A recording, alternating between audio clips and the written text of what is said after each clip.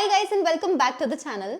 इस समय MBA aspirants के दिमाग में सबसे बड़ी प्रॉब्लम क्या चल रही होती है कि इतने सारे लोग इतनी सारी चीजें सजेस्ट कर रहे हैं, ऊपर से हमारे नंबर आ नहीं रहे होते, तो हमें टेंशन होने लग जाती है कि क्या हम जिस पाथ को फॉलो कर रहे थे वो सही है या नहीं, और अगर नहीं है तो हमें करना क्या है, हम किसकी बात सुने किसकी बात ना सुने, सच दैट हमें एग्जैक्टली उतनी परसेंटाइल मिल जाए जितनी हमें चाहिए। I will give you a structure for the remaining days. आपको कितने क्वेश्चंस, कौन से क्वेश्चंस कहां से करने हैं, exactly a simple plan that you can follow so that आपके दिमाग में कोई कंफ्यूजन ना हो कि आगे का रास्ता कैसे तय करना है। सबसे पहला क्वेश्चन आपके दिमाग में आएगा कि इज इट इवन डूएबल, क्या इतने दिन रह गए हैं तो मैं अपनी परसेंटाइल को 60 से जंप करा के 90 तक लेके जा सकती हूँ या नहीं। इसके लिए मैं आपको गौतम पुरी सर का जो लाइव सेशन मैंने कुछ दिन पहले किया था उसमें से एक स्निपेट प्ले करके दिखाती हूँ कि उन्होंने क्या कहा। In the month of October, he was getting about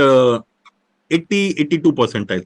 ठीक है। ठीक है, कैट में उसका 99.7 99.8 था. He graduated from I M Calcutta. Similarly अगर मैं देखता हूँ, मेरी खुद की नीस है, इस साल वो लखनऊ से पास आउट हुई है. उसने तैयारी ही अपनी सितंबर मिडिल में आके शुरू की थी.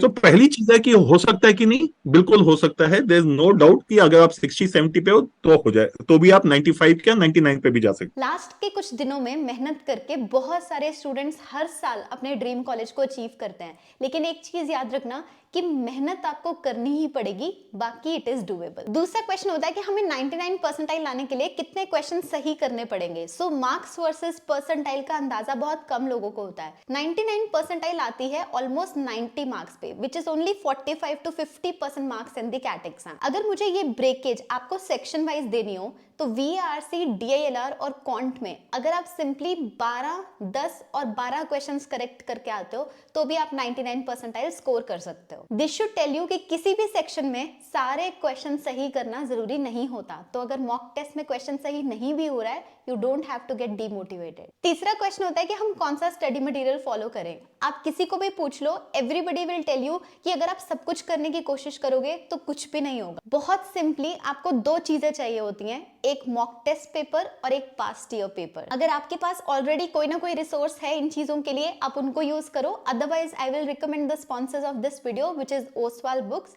उनकी ये दोनों बुक्स आती हैं, एक में आपको 25 ईयर के पास्ट ईयर पेपर्स मिल जाते हैं, वो भी टॉपिक वाइज, और दूसरे में आपको 15 मॉक टेस्ट मिल जाते हैं। अगर आप चाहो तो आप ऑनलाइन भी पास्ट ईयर पेपर्स ढूंढ के सॉल्व कर सकते हो, पर इस बुक में आपका ये फायदा रहेगा कि इसमें topic wise past year question solve है। व्हिच मींस कि अगर मान लो मुझे अरिथमेटिक के किसी टॉपिक के पास्ट ईयर पेपर सॉल्व करने हो तो मुझे पूरा पेपर सॉल्व करने की जरूरत नहीं है, मैं सिर्फ उस टॉपिक के सारे क्वेश्चंस ढूंढ सकती हूँ जो पास्ट ईयर्स में आए हैं। इसी तरह इनकी दूसरी बुक में 15 ऐसे मॉक टेस्ट पेपर गिवन हैं जिनमें कैट लेवल के क्वेश्चंस हैं, तो जब आप इनकी प्रैक्टिस करोगे तब also you will get a huge repository of questions जिससे आप कैट की तैयारी कर सकते हो। इन दोनों ही बुक्स के लिंक्स मैं पिन कमेंट और डिस्क्रिप्शन में ऐड कर दूंगी, आप आराम से उनको चेक कर सकते हो। फोर्थ क्वेश्चन होता है हमारी डेली रूटीन का, हमें एक दिन में अपने टाइम को कैसे डिवाइड करना चाहिए। अगर आपके पास एक दिन में 5 घंटे हैं डिवोट करने के लिए, तो आप उनको सिंपली ऐसे डिवाइड कर सकते हो कि 2 घंटे आप वीआरसी को दो, 1 घंटा आप डीआईएलआर को दो और 2 घंटे आप क्वांट को दो। वीआरसी के 2 घंटे में से 1 घंटा आप कम से कम रीडिंग पे स्पेंड करो। You can read anything you want, आप बस कुछ ना कुछ जरूर पढ़ो ताकि आपकी कॉम्प्रिहेंशन की एबिलिटी डेवलप हो। रिमेनिंग 1 घंटे में आप पैरा समरी, पैरा कंप्लीशन और रीडिंग कॉम्प्रिहेंशन के क्वेश्चंस को सॉल्व कर सकते हो। यहाँ पर रीडिंग कॉम्प्रिहेंशन के 3 से 4 सेट भी आप करोगे तो भी काफी हेल्पफुल रहेगा। वो 3 से 4 सेट में आपने एलिमिनेशन मेथड्स की प्रैक्टिस करनी है। अगर आपके पास कोई और एलिमिनेशन मेथड नहीं है तो आप बीस्ट नाम के एक मेथड को यूज कर सकते हो, जो कि जीजो श्रीनिवासन ने शेयर किया था इस चैनल पे। उस एग्जैक्ट वीडियो का टाइम स्टैम्प भी मैं डिस्क्रिप्शन में ऐड कर दूंगी। अब इसी तरह डीआईएलआर में हमें क्या करना होता है, डीआईएलआर के 1 घंटे के अंदर आपको सिर्फ 2 से 4 सेट सॉल्व करने हैं। अगेन सोर्स मटेरियल वही है, past year papers and mock test papers.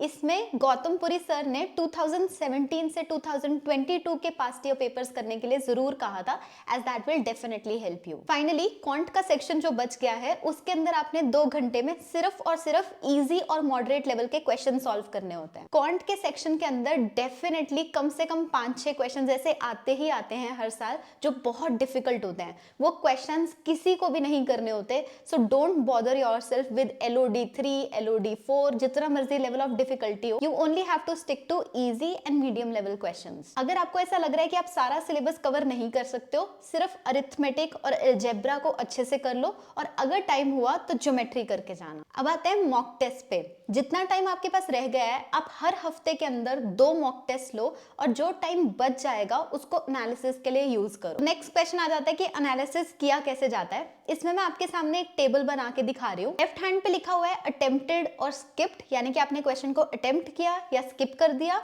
और ऊपर लिखा हुआ है should have attempted and should have skipped, यानी कि आपको क्वेश्चन को अटेम्प्ट करना चाहिए था या फिर कि उसे स्किप करना चाहिए था। इसका मतलब क्या वो क्वेश्चन इजी लेवल का था या डिफिकल्ट लेवल का था। अगर तो वो क्वेश्चन इजी या मीडियम था तो यू शुड हैव अटेम्प्टेड, लेकिन अगर वो डिफिकल्ट था then you should not have attempted. जब भी आप एनालिसिस करने बैठो, 2 चीजें जरूर नोट करो।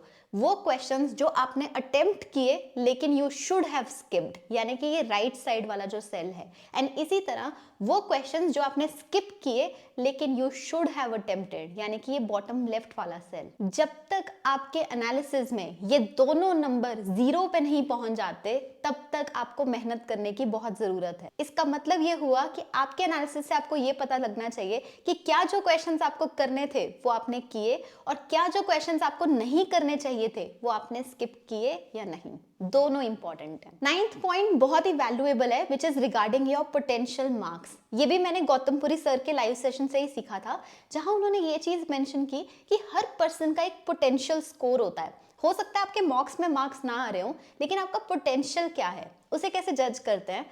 आपने एक मॉक टेस्ट दिया, उस मॉक टेस्ट को देने के बाद और एनालिसिस करने से पहले आप एक बार फिर से उस पेपर को सॉल्व करो, बट इस बार विदाउट एनी टाइमर। अगर आपके मॉक टेस्ट में जितने मार्क्स आए थे और जितने मार्क्स आपके बिना टाइमर के आए, उनमें ज्यादा गैप नहीं है, दैट मीन्स कि आपकी नॉलेज में कमी है। आपको और ज्यादा अच्छे से अपने चैप्टर्स को सॉल्व करने की जरूरत है, ताकि आपके कॉन्सेप्ट्स क्लियर हो और आप ज्यादा क्वेश्चंस अटेम्प्ट कर पाओ। लेकिन अगर आपके मॉक टेस्ट में मार्क्स कम आए और जब आपने बाद में पेपर सॉल्व किया तब आपके मार्क्स ज्यादा आए और उनमें बहुत फर्क है, दैट मीन्स आपके बिहेवियर में कमी है। दैट मीन्स आप पेपर को अटेम्प्ट करते समय बहुत ज्यादा स्ट्रेस ले रहे हो, या फिर कि वो क्वेश्चंस जो आपको नहीं करने चाहिए उनको कर रहे हो, और जो क्वेश्चंस आपको करने चाहिए उनको स्किप कर रहे हो। सो नेक्स्ट टाइम आपको अपनी अटेम्प्ट स्ट्रैटेजी और काम रहने पे फोकस करना है। The final point is regarding motivation. आप में से बहुत सारे लोग अपने आप को दूसरों से कंपेयर कर रहे होगे एंड सोच रहे होगे कि यार उनके नंबर मुझसे ज्यादा आ रहे हैं, मैं उनसे पीछे रह जाऊंगी, मुझे मेरा सपना नहीं मिल पाएगा। यहाँ पे मैं आपको एक छोटी सी स्टोरी सुनाती हूँ जो मुझे बहुत पसंद है। तो एक स्टूडेंट होता है, वो अपने घर आके अपने मम्मी को बोलता है कि मम्मी आज ना मुझे ट्रॉफी मिली है। तो मम्मी बोलती है ये ट्रॉफी किस लिए मिली है। तो वो स्टूडेंट बोलता है कि आज मैंने क्लास में एक क्वेश्चन का आंसर दिया था, उसके कारण मुझे ये ट्रॉफी मिली। मेरे टीचर ने पूछा था कि एक कैट की कितनी लेग्स होती हैं, तो मैंने बोला 3 एंड दैट इज वाई मुझे ये ट्रॉफी मिली है। तो उसकी मम्मी बोलती है बट कैट की तो 4 टांगे होती हैं। उसने बोला हाँ अब तो मुझे भी पता लग गया, लेकिन बाकी सब ने 2 आंसर बोला था ना, इसलिए मुझे ट्रॉफी मिली है। इस चीज से कोई फर्क नहीं पड़ने वाला कि बाकियों का आंसर 2 है कि 1 है कि 3 है। जब तक आपका आंसर 3 से 4 नहीं बन जाता तब तक वो गलत ही रहेगा। इस समय आपका अपने आप को किसी से भी कंपेयर करने का कोई बेसिस या पॉइंट नहीं बनता है, क्योंकि अभी तक फाइनल एग्जाम हुआ नहीं है, और जब तक फाइनल एग्जाम हो नहीं जाता तब तक किसी के भी नंबर 60 से 90 भी पहुंच सकते हैं और 90 से 60 भी आ सकते हैं। So rather than comparing yourself with other people, instead if you focus on your own preparation, तो आप अपने आंसर को 3 से 4 बना पाओगे, and that is our only objective. With that, I will close this video. I hope this helps you. अगर आपका कोई भी और क्वेश्चन है तो आप उनको कमेंट्स में ऐड कर सकते हो। Thank you so much for watching this guys and all the very best.